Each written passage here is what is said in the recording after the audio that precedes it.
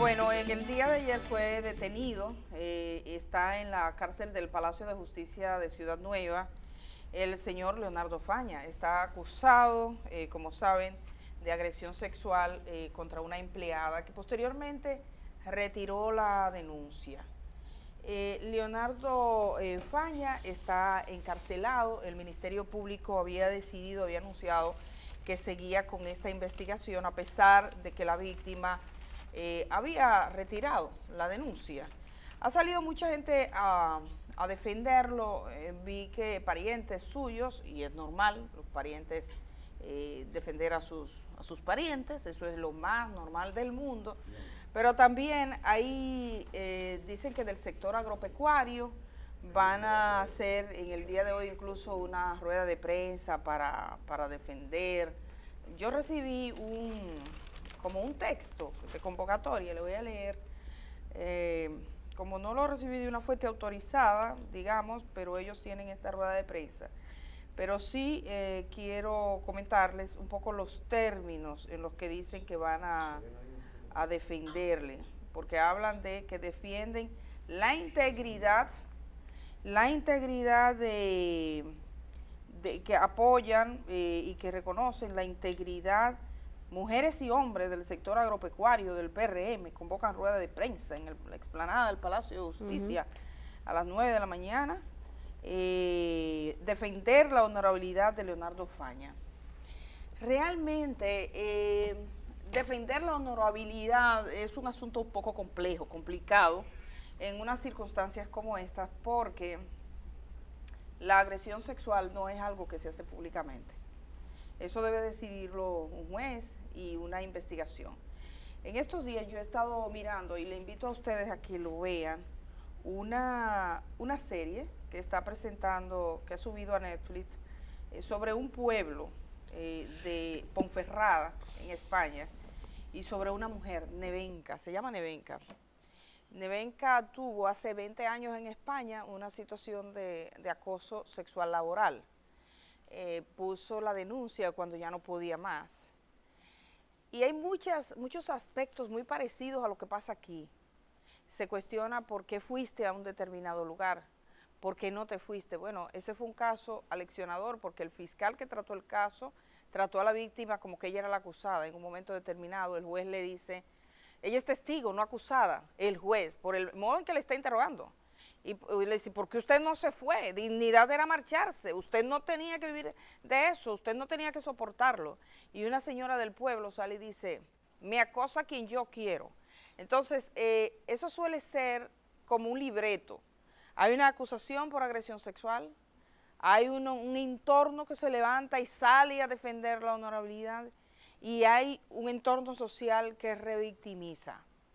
Yo no sé si el señor Leonardo Faña es culpable o inocente, eso tiene que determinarlo las autoridades, y por supuesto, a decir del Ministerio Público, le está dando para adelante. O sea, el Ministerio Público ha decidido seguir con el proceso, habría que ver qué pasa. Pero digamos, mirando lo que suele ocurrir con estos casos, quizás la gente debería ser más cautelosa, porque no se comete en público. Yo vi aquí en República Dominicana una bebé, porque era una niña que no llegaba a los 5 años en una escuela, y salieron un grupo de mujeres mayores a defender a un sacerdote que era el acusado de violación, que está en prisión. Un sacerdote acusado de abuso sexual en perjuicio de una bebé, de una niña, y ellas decían, pero con nosotros tiene buen trato, claro, con ustedes. Entonces uno no sabe, realmente, uno no se puede sentar y decir, miren los elementos que tenemos, porque estos son de los delitos más difíciles. Con respecto a la retirada de la denuncia de la querella, también suele ocurrir, es parte de un mismo libreto. Una persona que yo creo que el Ministerio Público en este país está combinado a tener procesos de forma adecuada para garantizar la protección de las víctimas en cualquier caso, porque son los primeros casos de acoso sexual laboral que estamos mirando en República Dominicana. Con este gobierno creo que van 2 casos, no sé si 3, que se han dado. Situaciones donde mujeres han dicho, ocurrió en Santiago, ha ocurrido aquí, ocurre con gente que tiene poder, que mujeres se han animado a ir ante un Ministerio Público y hacer una declaración de esta naturaleza. Suele ser bastante doloroso el tránsito que van a vivir esas mujeres a partir de ese momento, y suele ser, es insospechado el trayecto que van a llevar, porque generalmente terminan incluso, aquí, yo recuerdo el caso de una joven que me tocó tratarlo hace muchos años, y lo que terminó fue en un divorcio, en el acoso a la familia. Su vida se vuelve nada, tiene unos efectos psicológicos muy graves. Entonces, a mí me preocupa, en el caso Faña, que esa joven va y pone una denuncia, y no había pasado nada cuando todo lo que ella dijo ante un ministerio público, que todavía no lo ha llevado ante un juez, estaba publicado. Y entonces, claro, tenía contradicciones, eso tenía que ser sometido, tenía cosas que si tiene coherencia, si no tiene coherencia, pero ahí estaba su número de cédula, su número de teléfono, su dirección.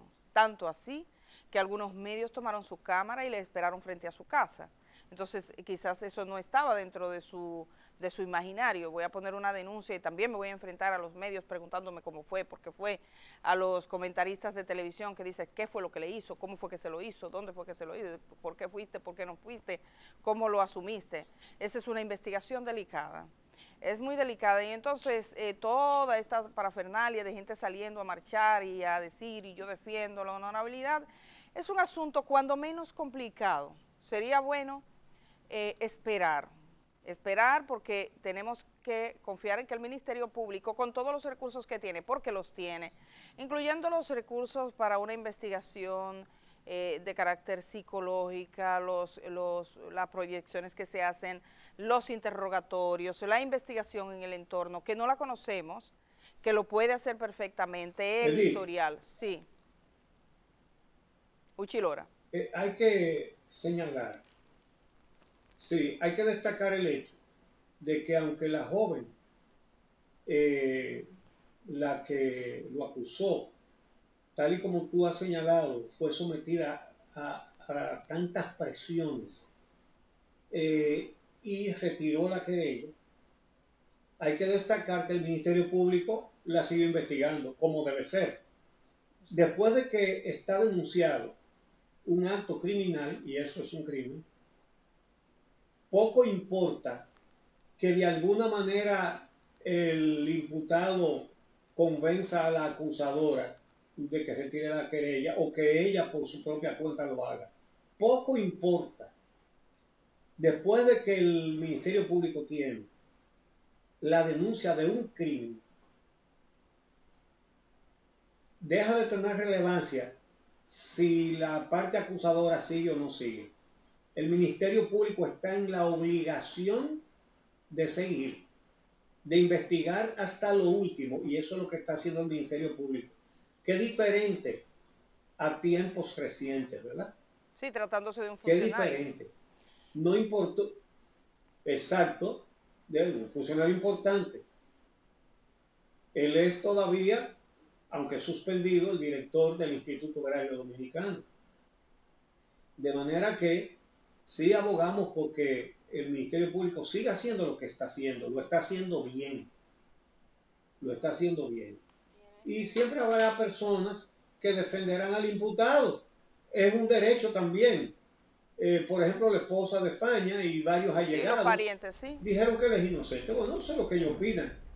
Sí, ellos opinan que él es inocente, pero eso no lo van a determinar los parientes de él, eso lo va a determinar el Ministerio Público. Pero yo me refiero... Y luego un juez que si procede le hará un sometimiento, y luego será un juez que va a tener que evaluar las pruebas que le lleva el Ministerio Público para condenarlo. Me refiero, vemos que a Donis Santana al sector, sí, al sector, dice, por ejemplo, la convocatoria, sector agropecuario del partido, en Caravana, y ahí es diferente, porque la familia, la familia se entiende.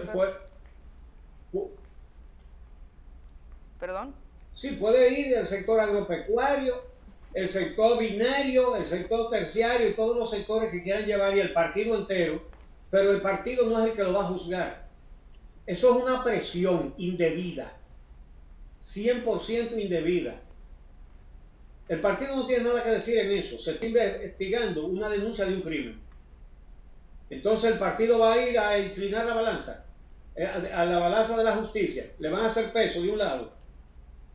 Lo mejor que puede hacer el partido es prohibir que salgan a presionar. El presidente del partido debería convocar al organismo correspondiente y decir, ¿qué es lo que vamos a hacer aquí? ¿Presionar a la justicia o dejar que la justicia haga su trabajo?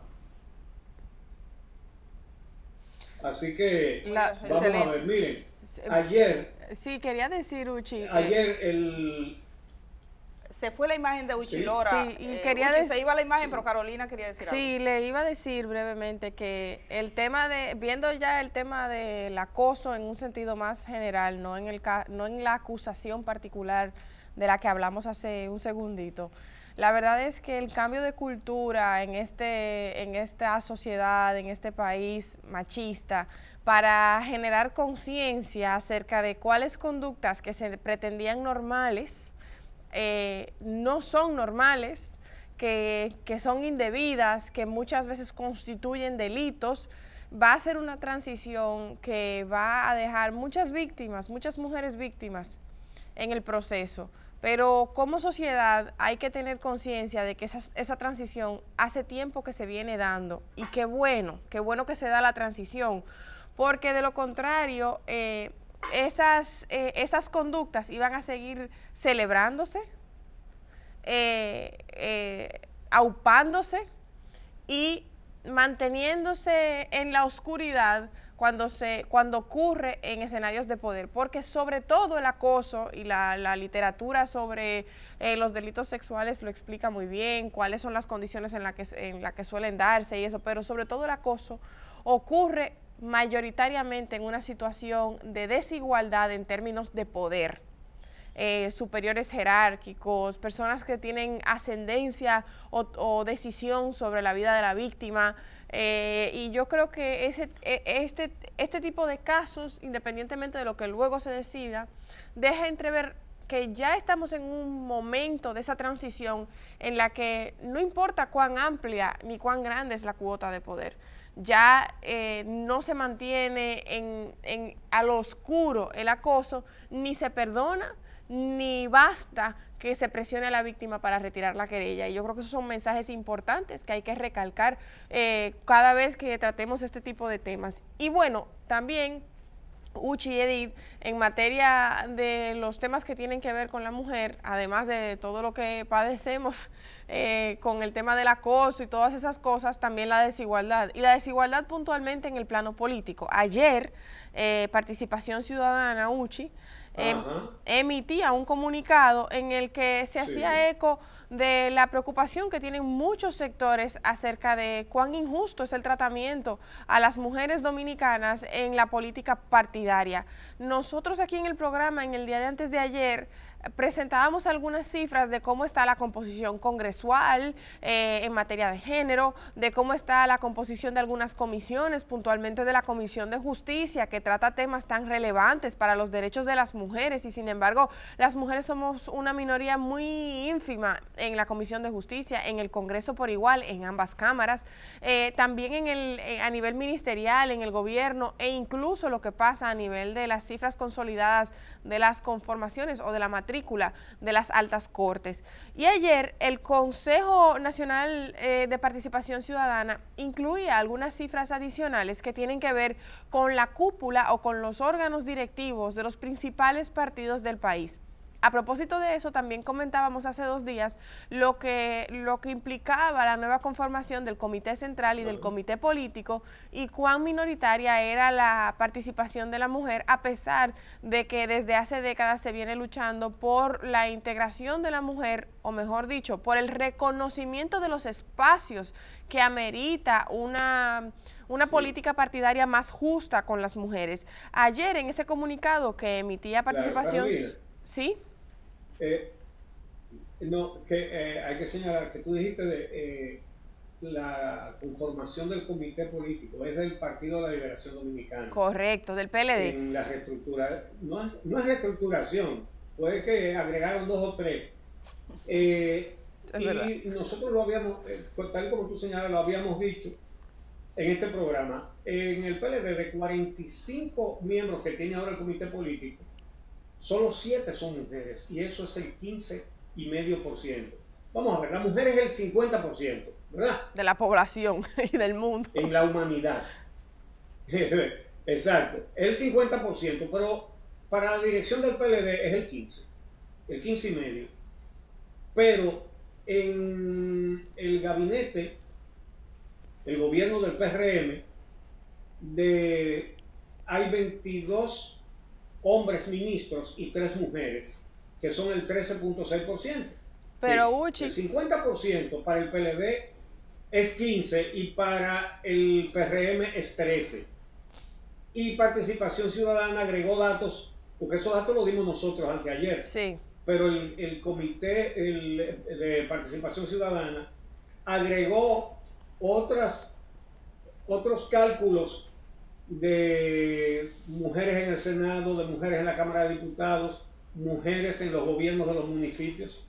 Tú lo tienes ahí, ¿verdad? Sí, de hecho, un dato que me pareció interesante acerca de cuán parecido es el comportamiento de ambos de los principales partidos del país, que son el PLD y el PRM, en materia de equidad de género a nivel de la cúpula ejecutiva del partido, es que en el caso del comité político del PLD, como bien decía, solo el 15,5% de la matrícula es femenina. No obstante, en el caso del PRM, que escogió su dirección ejecutiva, que la integran 62 miembros, solo 10 son mujeres y por tanto equivale a un 16%. O sea, fíjense cuán cercana es la forma de proceder de los partidos en términos de números de la integración de la mujer, 15,5% en el comité político del PLD y 16% en la dirección ejecutiva del PRM. Son cifras que muy atinadamente subraya Participación Ciudadana. Y bueno, otras cifras que presentó sobre eso es que de los 321 escogidos para completar el comité central, solo 61 miembros son mujeres para un 19% en total, esto en el caso del PLD, naturalmente. Además, se lamentaba a Participación Ciudadana que las mujeres son una minoría, no solo en los partidos, sino también en el gobierno, donde de 37 funcionarios de primera línea en el gabinete del presidente Luis Abinader, solo 27,5% son mujeres y el 72,5% son hombres. Y si a esos funcionarios de primera línea sacamos solo los ministros o ministras, nos damos cuenta que la cifra y el porcentaje es aún inferior. En el caso de los ministerios, puntualmente, 3 mujeres de 22 posiciones para un 13,6%. Recalcaba el Consejo de Participación Ciudadana, y cito textualmente lo siguiente, dice: no se trata de situaciones aisladas, sino de una cultura machista que debe ser vencida para evitar la discriminación en la mayoría de las esferas públicas, como en el Senado, donde hay 4 mujeres de un total de 32 miembros, equivalentes a un 12,5% de la matrícula de la Cámara Alta, o en la Cámara de Diputados con 48 diputados de un total de 190 para un equivalente de 25,26%, y en las esferas municipales con 19 mujeres alcaldesas de un total de 158 para un 12%. Y lo que es más triste, Uchi y Edith, es que ese 12%, que parece un número tan ínfimo, es un incremento sustancial de lo que ocurría en las alcaldías hace solo meses, cuando la conformación superaba, en términos de la principal titularidad, es decir, el puesto de alcalde o alcaldesa, más del 90% eran hombres y menos del 10% eran ocupados por mujeres. Por tanto, dejando ese binomio paritario que ordena la ley, mayoritariamente ocupados a nivel de vicealcaldía por mujeres. Es decir, como decíamos hace algunos días aquí en el programa, la ley ordena que las alcaldías y vicealcaldías sean binomios paritarios, es decir, integrados por un hombre y una mujer, con la intención de que la mujer ascendiese de una manera más equitativa a estos puestos de poder y de toma de decisión municipal.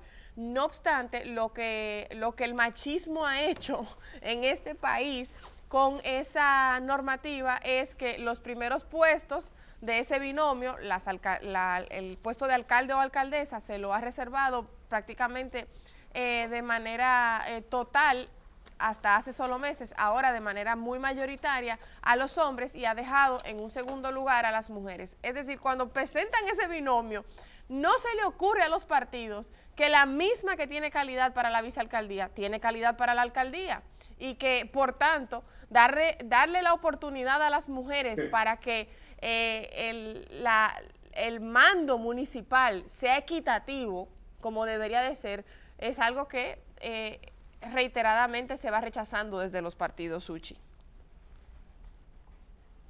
No te extrañes si un día de esto sale uno que diga, pero no se quejen tanto, que entonces el 88% de las vicealcaldías están en manos de mujeres. Ah, sí. Son capaces de salir con eso. Sí, mira, el día que dábamos esas cifras, esta semana, Uchi, un televidente nos envió una gráfica en la que decía que la República Dominicana tiene, la idea de la gráfica era como que la República Dominicana tiene el 50% de los puestos gerenciales y directivos ocupados por mujeres.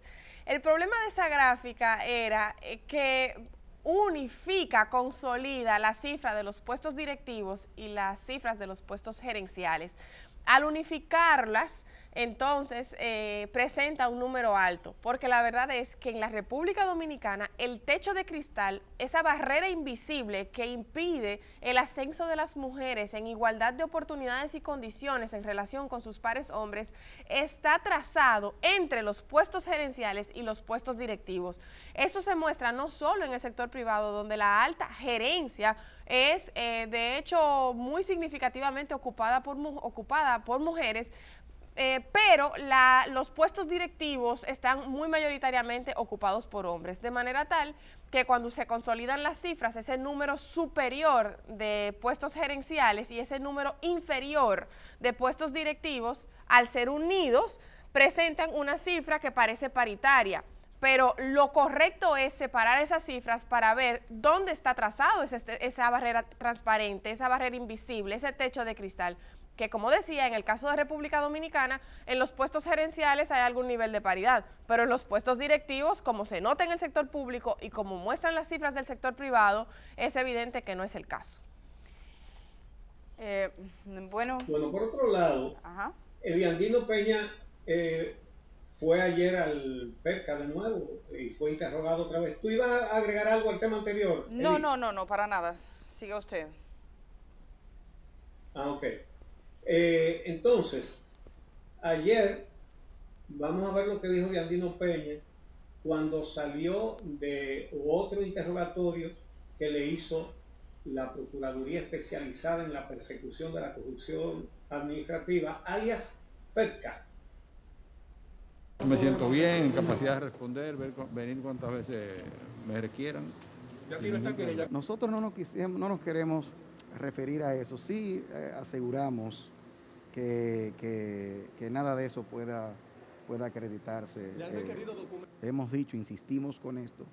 Es un hombre que no tiene nada que esconder. Hemos acudido al llamado que nos ha hecho la Procuraduría. Seguiremos viniendo cuantas veces sea necesario. Bueno, que no tiene nada que esconder. Nada más tiene que revisar el trabajo que hizo Alicia Ortega, a ver si él no tiene nada que esconder. Pero eso lo evaluarán los miembros del Ministerio Público y parece prácticamente seguro que tendrá que ser evaluado después por los jueces, porque es evidente que se está estructurando un expediente, y no en el aire, un expediente basado en hechos.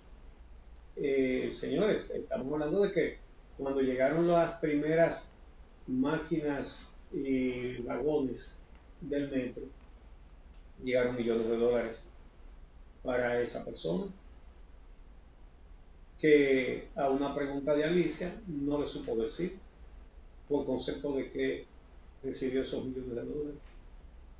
Y esa es una de las cosas, es decir, cómo las empresas, una cantidad de empresas que eran suplidoras del metro, eran suplidoras de la torre que él hizo, que la gente le puso el metrico en la avenida Tiradentes.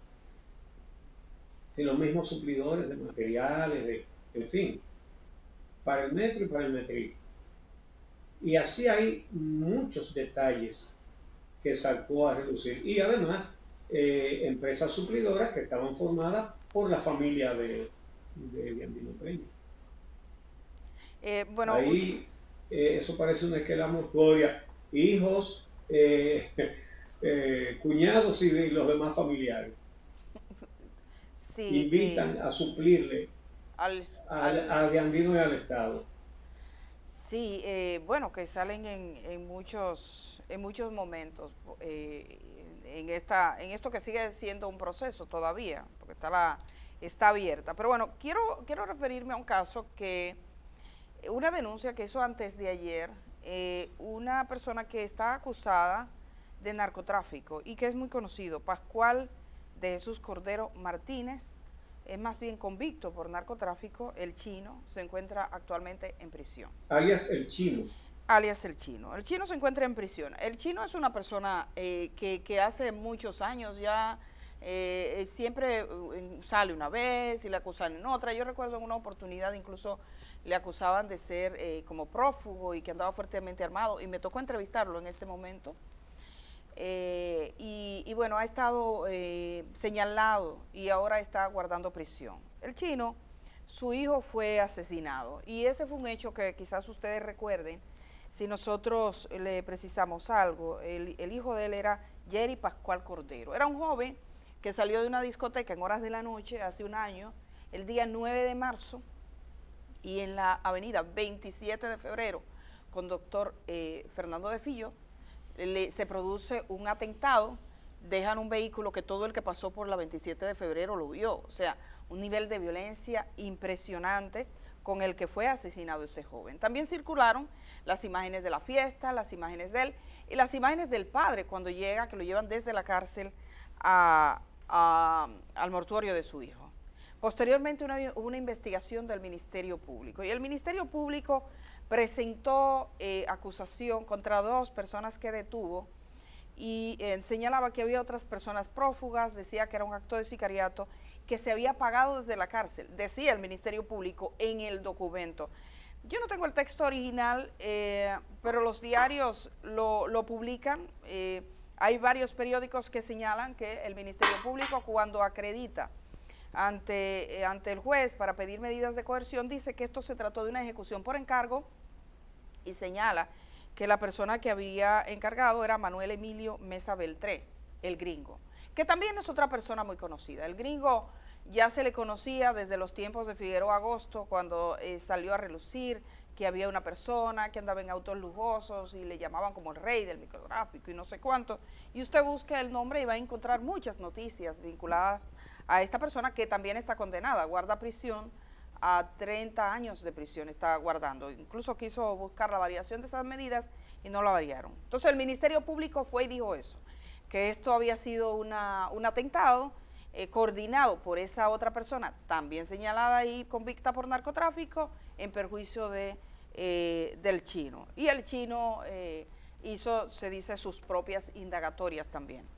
Varios medios de comunicación y específicamente, por ejemplo, el programa El Día refiere un audio que dicen ellos tuvieron acceso, un audio en el cual el Chino conversa con alguno de los imputados y están haciendo los señalamientos. ¿Por qué les pongo al tanto de esto? Bueno, porque lo que ha dicho el Chino ahora es que se va a iniciar el juicio y que el fiscal ha sacado a Mesa Beltré, lo dice literalmente. El acusado por narcotráfico, Pascual de Jesús Cordero Martínez, el Chino, denunció que el fiscal Vladimir Vilorio recibió más de $40,000 de parte de Manuel Emilio Mesa Beltré, el gringo, para que lo dejara fuera del expediente por el asesinato de su hijo, Jerry Cordero, cuando ocurrió en marzo del año pasado. Esta denuncia se hizo en el contexto del conocimiento del proceso por la muerte tanto del hijo de él como de la persona que lo acompañaba. La madre también se quejó. Debo decir, y por la razón por la que estoy refiriendo esto, es que hay una investigación en marcha y que un país no se puede acostumbrar a que esto se diga y no se investigue, no se indague. Ese mismo día, en horas de la noche, el chino fue interrogado en la cárcel donde guarda prisión. O sea, el Ministerio Público desde la Procuraduría se traslada hasta la celda del chino, hay un interrogatorio y según lo que tengo entendido también un interrogatorio ayer al fiscal que está siendo señalado por estos hechos, que supongo constituyen una gran preocupación. Es inusual, suele ser inusual ver acusaciones de este tipo contra fiscales, o sea, pocos precedentes existen donde se le señale en digamos que en un contexto tan delicado para ese Ministerio Público también, por supuesto. Entonces, bueno, quisimos referirlo, Uchi, porque la investigación está en marcha, obviamente, dado el contexto de estos hechos, constituye algo extremadamente delicado que debe ser aclarado con consecuencias imprevisibles, porque además son dos personajes que desde hace tiempo, eso es un tipo de tema de violencia circular que le hemos visto en distintas informaciones. Ustedes ponen los nombres y van a encontrar de diferentes categorías. Esto obviamente, mantenerse durante tanto tiempo y una actividad que parece se enlaza una con otra, no es posible sin algún tipo de vínculos. Ahora, es inusual que ocurra con un ministerio público. La Procuraduría lleva una investigación en este momento y solo falta esperar a ver qué es lo que dicen, de cuál fue el contexto por el cual finalmente, como asegura el padre, quien estaba inicialmente señalado terminó siendo sacado, porque si hubo alguna razón procesal y jurídica para hacerlo, yo supongo que en esa investigación eso va a salir. Uchilora. Sí, efectivamente. La verdad es que es un problema entre capos, pero la justicia tiene interés. El interés de la justicia, que es el interés de la sociedad, es que quien comete un crimen no quede impune. Es una responsabilidad de las autoridades juzgar ese hecho. Y si el padre de la víctima de ese atentado, de ese asesinato, dice tener esos datos, lo menos que pueden hacer las autoridades es investigar lo que él dice. Es lo menos que pueden hacer y confiamos en que lo harán realmente. Esas son las cosas que pasan en el mundo del narcotráfico, que estaba bastante caliente en los últimos días. Sí, porque sobre todo en la zona este. En la zona este, la Romana específicamente. Por cierto, que ayer habló el alcalde, dice que su seguridad no es uno que anda prófugo. Se había dicho que está implicado el presidente de la sala capitular del Ayuntamiento de la Romana, que ya tenía antecedentes por viajes ilegales. Hubo un viaje donde fallecieron 70 personas, se reportaba algún medio ayer, y ahí ya se le había juzgado, pero llegó como regidor y presidente de la sala capitular. Ahora fue arrestado, él mismo dio una declaración antes de entregarse y dijo que él no sabía, que estaba sorprendido, que eso estaban diciendo en las redes y que él iba a ir dispuesto a responder lo que le preguntara. Y entonces también ahí hay una investigación. Lo que no se puede negar, Edith, es que los partidos